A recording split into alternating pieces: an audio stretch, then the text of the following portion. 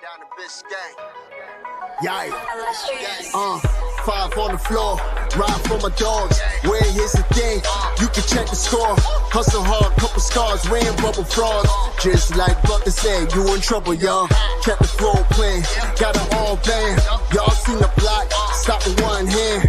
And Pat, we trust. You sound scared. It's about have the guts, we here to bring the heat. Y'all can hang it up. Welcome to 5 on the Floor, a daily insider show on the Miami Heat and the NBA, featuring Ethan Skolnick, Greg Sylvander, Alex Toledo, Brady Hawk, and others from the 5 Reasons Sports Network. Also, make sure to subscribe to Off the Floor for the most heat anywhere.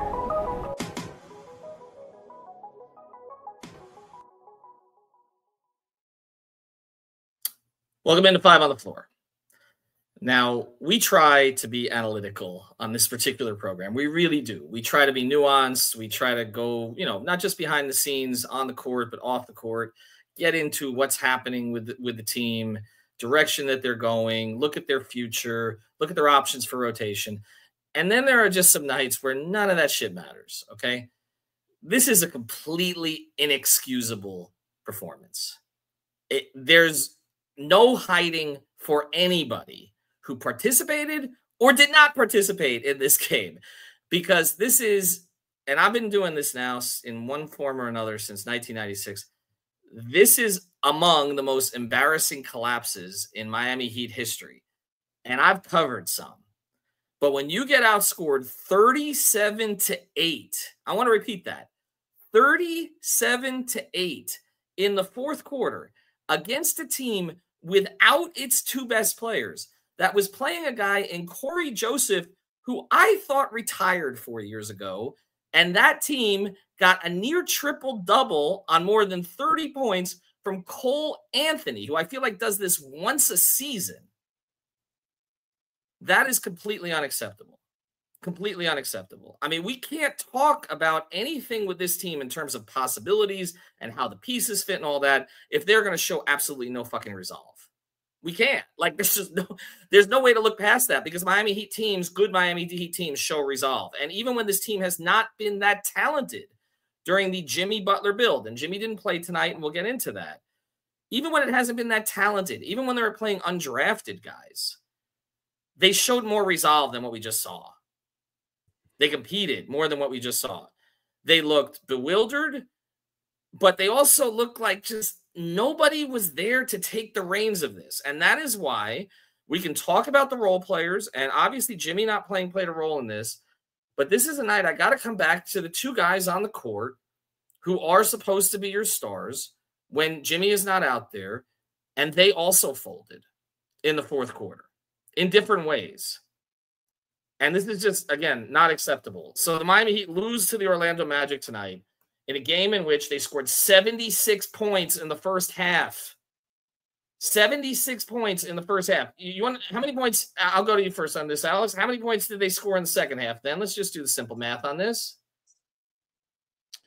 Well, if you have to look that long, 38, exactly half. They scored half the points in the second half that they did in the first half. Sorry, I was not prepared for that, much like the Heat were not prepared for that fourth quarter offensive output from the Orlando Magic and Cole Anthony. Yes. But we'll give you a pass here because it doesn't usually happen with you, but it's happening too often with this team. Brady, we'll get to the player of the game. We'll get to the play of the game. We'll get defending the house. I don't even know what the bleep we're going to do for that. We have to entertain the sponsors here, though. Can you explain it? It's some sort of short term here. What happened in the fourth quarter? How do you score 8 points? Well, let me just start by saying, I mean, I think this correctly summarizes up this team, that they're just an inconsistent group. I mean, you could see what they did in the first half, where Tyler has it clicking, Terry has it clicking, Bam playing well. It feels like everything's going your way. And then there's the flip side, which happens on other nights where the role players don't have it. They don't have that number one option to go to without Jimmy, where you mentioned it. They looked legit lost down the stretch. Like, they had points in that game Like as much as this snuck up on them, this didn't feel like one of those leads that snuck up on them totally, because they had so many chances to grab this game back. Like they called the timeout and there was somehow still up 8, where there was like a 2-minute stretch where both teams were just going back and forth, drawing contact, and neither of them would get a foul. And it was leading to nothing. And it's like, all right, finally they settled things down. They still have an 8-point lead. They should be able to grab it from here. And they just didn't. They just had no control offensively. And you have to look at Bam. You have to look at Tyler, as even though they both had good first halves, that doesn't matter. All that stuff gets thrown out the window when you can't gain control back of a game. It felt like they started playing at the speed of the Magic when they absolutely should not have. The shooting died out. I think, guys like Duncan and some others just struggled, and that's usually their valve when they were without Jimmy. But I can't look at like it's hard to summarize. I mean, look, they had 8 points in the fourth quarter, as you said. I looked up historically, like as StatMuse tracks. So as far as they go back, 2 teams have scored 6 points in the fourth quarter. 3 teams have scored 7 points in the fourth quarter. So that puts Miami Heat at 6th all time in lowest scoring fourth quarters with 8 points. Fun fact, by the way, the Heat have the number 1 spot in that stat. Then the 2020 team they were one of the teams that put up 6 in the fourth quarter. So that was just funny. Wow. But it really is inexcusable. I mean, it really felt like they were in a position in this game they were not going to call a bunch of fouls. I mean, they made that clear in the second half. So you have to adjust. You have to kind of lean on your shot making, and they just kind of died out. They took bad shots. They couldn't make them, and they didn't defend on the other end. And it probably, I mean, if we're going to talk, because I know the things are going to say Spo has to be held accountable in a game like this, clearly. I mean, the lineups didn't help. I mean, they were going extremely small in some of these lineups.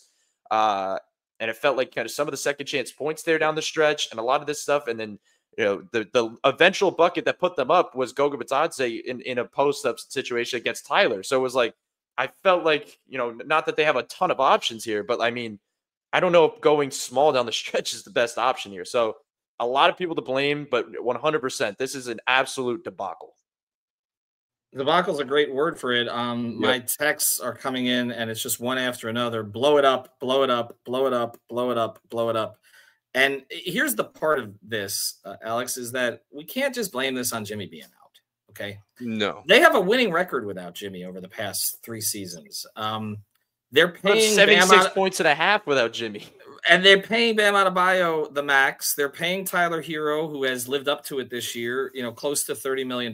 They're paying Terry Rozier $24 million a year. They're paying Duncan Robinson $18 million a year. Terry had his best game. I always worry about Terry playing well because it's going to come back to bite you at some point. He missed the late free throw. I mean, at least he got to the line in some way at the end of that game because nobody was doing anything. Bam was passing up good shots to take worse ones.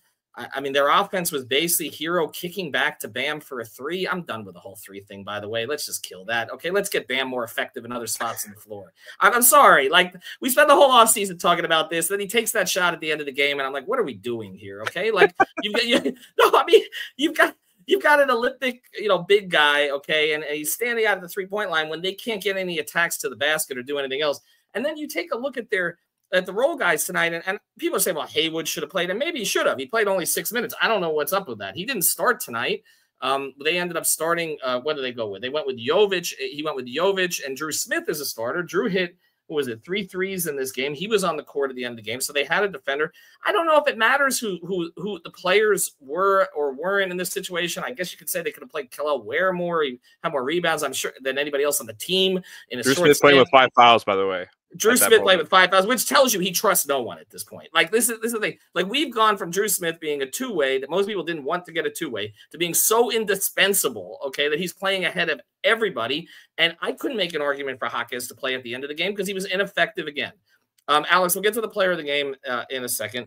But you and Matt Hannafin both called Cole Anthony's going to go nuts here. Something like that. Something like this is going to happen. But it had to be him. It had to be him. You know what? Just do it. Player of the game. Let's get into why he did this to them, okay?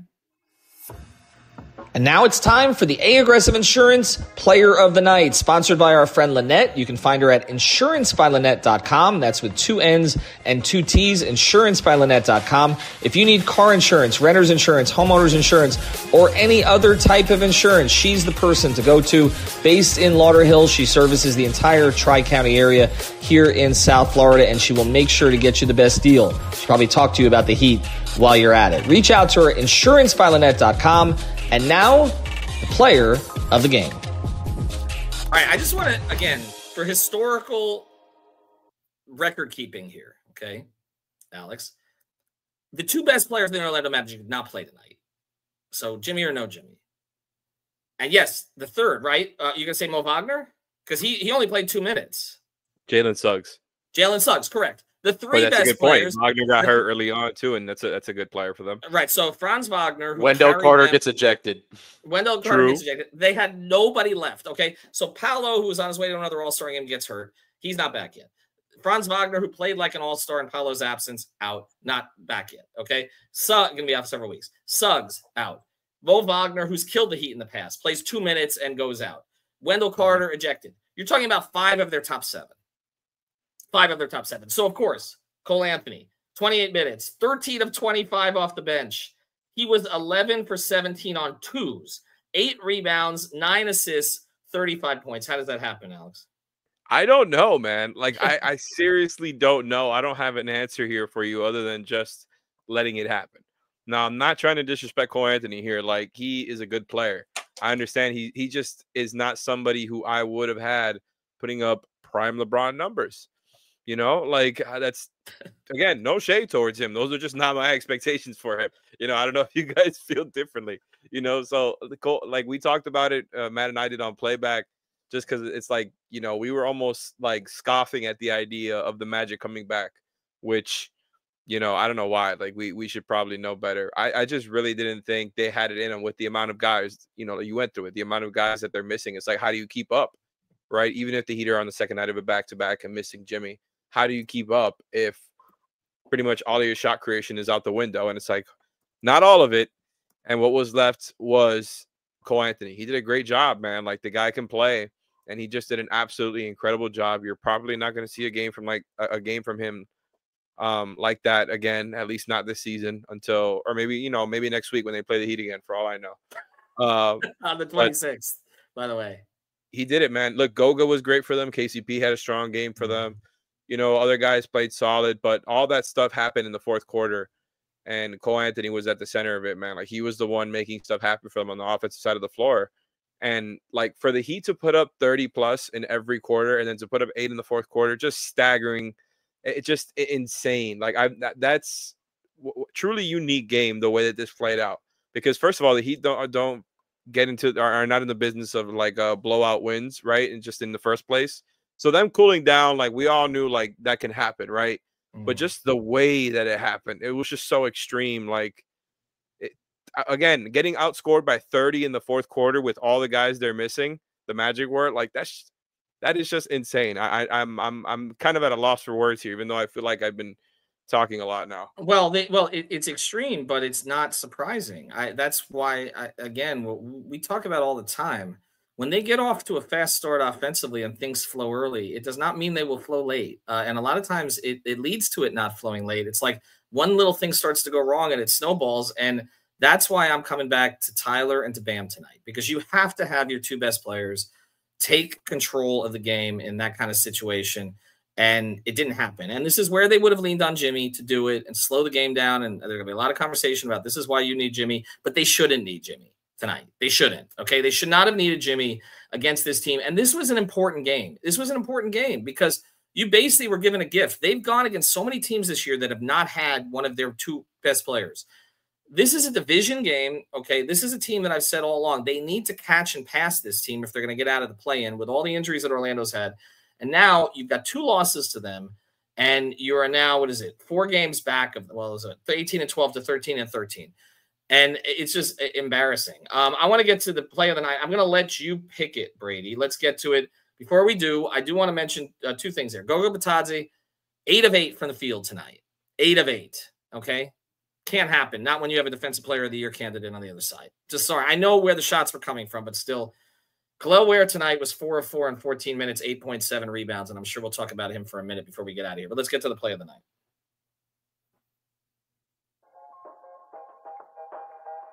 And now it's time for the Xray of the play of the day, brought to us by our friends over at Mobile C-Arm and Staffing Services. Nelson and his team will bring the Xray equipment and the staffing to you. If you work in a hospital or a medical office, get a consultation today at c-armandstaffing.com or give them a call at 561-891-9620. Their fleet of trucks at your service. Again, it's Mobile C-Arm and Staffing Services, 561-891-9620. And now, the Xray of the play of the day. Brady, the board is open to you. Try to find a Heat basket. The fourth was there one? Oh, I'm definitely not going to try to confuse myself with that. I'll say this because I wanted to go in another direction anyway. Quickly, the Kel'el Ware being entered into the game, getting the block and kind of slamming it off the ground, and then running the floor. Tyler finds him and he dunks it.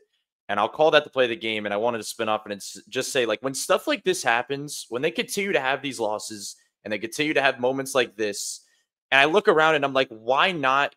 He's playing exceptional too when he gets his minutes. And even if he wasn't, I don't care. Play him. Like, play this guy. He's so large in the paint. And he deters shots at the rim. He gives you a different look, a different vibe than what you've used to the last few years, which I think is crucial. I keep saying they need a change of energy. And, you know, we've always talked about that being trades, but sometimes it's playing your draft picks. Sometimes it's playing your young guy. And when he continues to have these moments, and I know it's a matchup thing right now, and maybe Thomas Bryant getting traded clears out some space. Maybe Kevin Love struggling allows an opportunity. They have to find a way to just continue to play him no matter what, because it's getting to a point now where if you're just going to be a 500 team and you're going to have nights like this and everything along those lines, I understand the thinking behind, you know, putting him on the back order of learning and stuff when you're at the top of the East or when you're in the top of the standings and you're a really good team. But they're just not at that stage right now that I just think they have to play this guy. There's no need to keep going back to some of these veteran guys when you know what you have there. You have to try to figure out what you have with some of these other guys. So that's play of the night for me. I mean, I just think they have to continue to lean into that, try to lean into some things defensively. As I've said before, I was never the one, Ethan, pushing for Ware Bam stuff because I think there's other things to get to. But I'm at a point now, like, they have to find something new. They have to try to find something different with these lineups, with this team, something different. And the only thing I look around in this roster and say, okay, they can at least try this that they haven't yet is Ware Bam. So I don't know. I just think they have to lean into this guy somehow, and maybe the Bam stuff comes later. But just now, they have to play him. He's the backup 5 of this team moving forward to me. They have to stick with it. I'm with you on at this point, and you guys know I was reluctant on it, but 13-13 through 26 games, they found various ways to lose games that they shouldn't have lost at this stage. And I do think at this point, you need to see what you've got with a lot of these guys. And, you know, look, again, we're at a point in the season where, like, people are begging for Drew Smith to come back into the game. That's where we're at right now with the rest of this roster. And I give credit to Drew on this because tremendous. Sign into a 4-year deal right now. Right, but this is a little bit of him and a little bit of them. Like it's both. If other guys were playing better, we wouldn't be having this kind of where he's like become so essential at this point. Get to defending the house, and I have one question for you, Alex, before we close regarding. And now it's time for our Defending the House segment, sponsored by our friends over at The Real Estate Shop. You can find them at realestateshopfl.com. That's with 2 P's and an E, realestateshopfl.com, or at the Fort Lauderdale Realtor on Instagram. This is Javier Iglesias and Amanda Martin. They help buyers and sellers in real estate. They're nimble and protective of their clients. They service the entire Tri-County area. That's Miami-Dade, Broward, and Palm Beach counties with a proven on-market strategy. The Real Estate Shop sellers earn the most money in the shortest time frame because Amanda and Javier have a deep understanding of the local market. So check them out. Again, it's at the Fort Lauderdale Realtor on Instagram, realestateshopfl.com, or give them a call at 954-268-9812. And now, who defended the house? Well, the answer in the fourth quarter for the Heat was no one, and that's why I'm going to pose this question to you. What is happening with Wait, before you ask the question, tough question. Yes. Tough question. Well, I don't know if this is such a tough question. What is happening with Highsmith? Because Brady mentioned where, but he went from he's a starter tonight. He doesn't start. He didn't close in the last game, right? He didn't close in now. Again, the game got away a little bit at the end, but he did play 24 minutes in it. And tonight, is it just that they're going to play Drew, so they're not going to play Highsmith as much? You cannot tell me Hawkins is playing at a higher level than Highsmith right now. I'm sorry. Like, Jaime has, was it Ray who said tonight that it's like, what was it? It's like a card. The steering column is broken with Jaime. Like, it's just that one ball where that was you. No, I had a worse analogy and his was better. But the ball just flipped up into the air. Like, what? I don't. They need to sit him down and they need to get him right. Like, because they need him for the future. And this is playing him game after game is not getting him his confidence back right now. But like with Haywood, I don't get it. Like, bring Haywood in to guard Cole Anthony if he's going off. What is he on the roster for if not that? I don't understand. Yeah, it's like exposed on a lot of cycling this year. It hasn't even been that long of a season yet, right? We're not even at the 30-game mark or anything, and it's felt like a long season rotation-wise, right? Where like we've seen so many different versions, and this time it's not necessarily because guys are in and out, right? Like they haven't had like a perfect bill of health, but it's been pretty good relative to other seasons, right? For the Heat, and despite that, it's been like, there's been not a lot of consistency with the rotation. Now, of course, tonight's different. With Jimmy out, you do different things, right? But Highsmith being out in a night where you're already missing a positive defender in Jimmy, and, like as of late, we've been talking about it so much, they're kind of shift back towards the defensive identity and playing Drew so much over Terry, right? For example, and starting Haywood and how good that starting lineup was looking, partly because of him and the defense and, playing Larson, right? It feels like that was there was a defensive shift happening. So for Haywood to not play,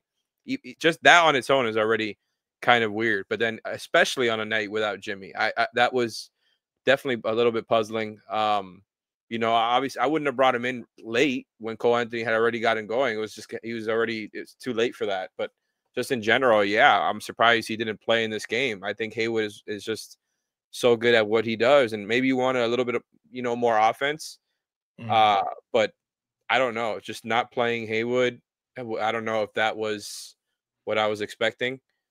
Other than that, like, good to see Terry, man. Good to see Terry play the best game of his season. Kind of just got overshadowed by an unacceptable loss, like just a baffling loss. That was truly one of the more bizarre Heat losses I've ever seen. The way that game went down, just so extreme. Like, to give up, and especially like to give up a 122 offensive rating to that Magic team without all those guys, just unacceptable for a team that supposedly prides themselves on defense. And that relates back to your question about Haywood. It's like that, not that, you play Haywood and you win the game. It's not that simple, but I'm sure that, they probably, that Magic offensive rating number probably is a little bit lower if Haywood plays in that game. I just thought it was a really weird decision. And you mentioned it, you posed the question on playback, like what happens now, not just Monday, but whether or not Jimmy plays. Like, what is the thinking, right? What is the thinking behind this? I'm going to be interested to see what Spo says now, post game. I'm shout out to Drew, by the way, because he earned that spot. So I'm not trying to shade him, but just Haywood not playing at all was definitely puzzling. Well, let's put it this way. I'm hoping Jimmy plays Monday, because otherwise this is a hell of a stomach virus, right? I'm trying to downplay, all the rumors and all this stuff and what's really going on here, because I don't know that anything else is going on other than him not feeling well. But if it lasts like another 2 days here and he's not suiting up on Monday night, it's going to be harder to quiet that stuff. And we are going to have a conversation about the starting lineup regardless, because it does seem like he's starting to lean into Drew ultimately being a starter. And again, I say good for Drew. It's something we've kind of been telegraphing a little bit here lately, but it also kind of speaks to just a lot of guys who've disappointed this year. And 13-13 is just, the record should be better than that based on the circumstances, based on all the stars that have sat out against them for one reason or another, based on some of the scheduling. The record should be better than this. It's not, and I just don't think we can say anything other than this was a historically bad loss. Just really historically bad. That's really it. We'll try to get into more of it tomorrow. Thanks to our sponsors. I do want to mention one more sponsor of this episode, our friends over at Underdog Fantasy. You can find them again at Underdog Fantasy on whether Google Play Store, the Apple App Store, or underdogfantasy.com. Use the code 5FIVE. You get up to $1,000 in bonus play. And also, again, you can play everything across the app, whether it's NFL, NBA, up, downs, all that kind of stuff. Join more than 5 million happy players on Underdog. Again, you must be 18 in most states, 21 in some others. Call 1-800-GAMBLER if you think that you have any kind of a gambling problem. Reach out to them again. Underdog Fantasy. Use the code FIVE. Have a good night, everybody. Thank you for listening to the 5 on the Floor on the 5 Reasons Sports Network. After all, someone needs to listen to my dad.